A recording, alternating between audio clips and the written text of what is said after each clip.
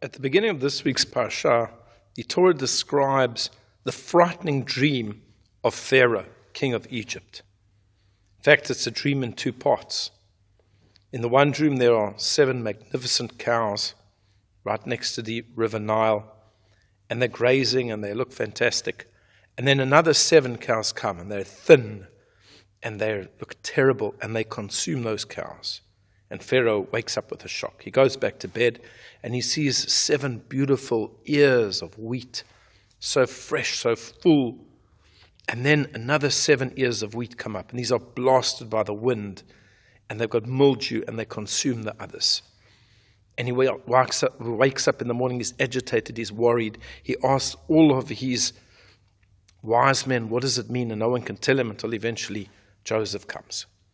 And in describing the first dream with the cows, the Torah tells us, B'nei Sheva Parot, that they were B'nei Min HaYaor, coming out of the canal, coming out of the river Nile, or Lot Sheva Parot. There came 7 cows, Yafot Mar'eh, good looking, Ubriot Basar, and healthy or fresh.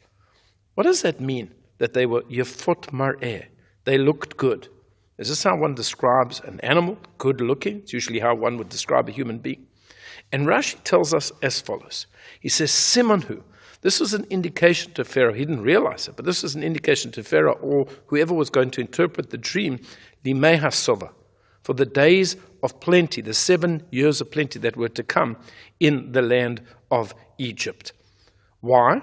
Because during that time, Shehabriot Nirot Yafot Zulazu, that people look good to one another.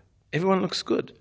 She'ein ayin beria tzara bechaverta, that the eye of one person is not narrow towards the other person. People don't look at one another with a narrow eye, with an ayin hara. What does this mean? You know, when times are good, everyone gets on well, things are fantastic, people don't come up with conspiracy theories. But when times are bad, then everybody looks at everybody else as if they've done something wrong.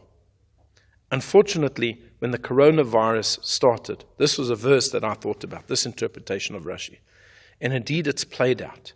As times got more difficult, as the isolation and the alienation grew, as the economy was battered and smashed, people began to look at one another with a narrow eye. People began to blame one another. People began to look for scapegoats. And I was so worried about this breaking out in our own community. And I remember right towards the beginning of coronavirus, there was a certain type of a negative feeling between certain colleagues. And I said, guys, let's not allow this to happen.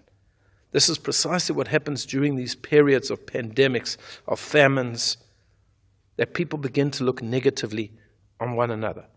During times of difficulty, all we have is one another. That's who we come to support. That's who we need one another, more than ever. And I think it's an incredible thing, and by and large in our community, the Jewish community of Cape Town, people have pulled together, they've supported one another.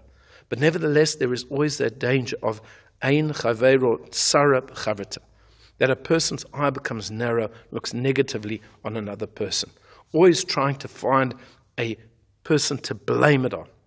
And we have to not get caught up in this. This is what Hashem was indicating to Pharaoh when he showed him these cows which were Yafot Mareh. They look good because things were good. But when things weren't good, people don't look well on one another. This is an important lesson that we have to learn. I wish you all a Shabbat Shalom.